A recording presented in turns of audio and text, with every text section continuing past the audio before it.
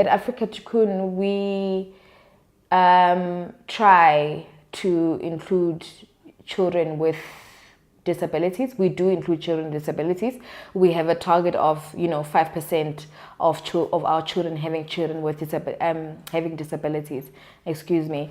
And what we do, like I said, it's a process. So, for example, the child would come in. An assessment is done by an occupational therapist to actually see whether or not that we have the capacity and the resources. Like I said, we cannot deny the fact that we cannot include every child with a disability. Hence, it's so important to bring an occupational therapist in to actually make the assessment. And when they say yes, the child can be included, the child is taken in. But it doesn't end there.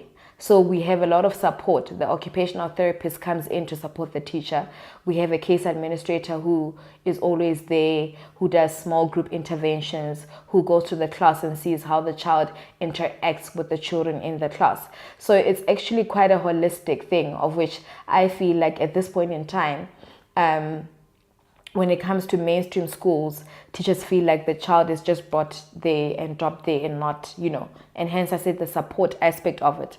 Because how we do it in our centers and in our early childhood development is that it's a continuous support that is given on a weekly basis to the teacher, and then as well for the parent as well, to say these are the exercises that you will continue to do outside.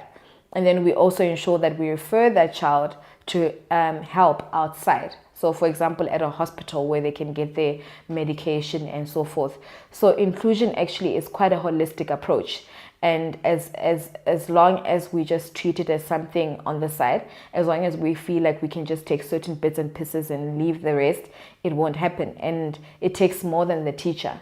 It takes a teacher, it takes a parent, a social worker, a therapist, it takes the clinics and everyone else to ensure that the community, to ensure that the child is actually successfully included into a school.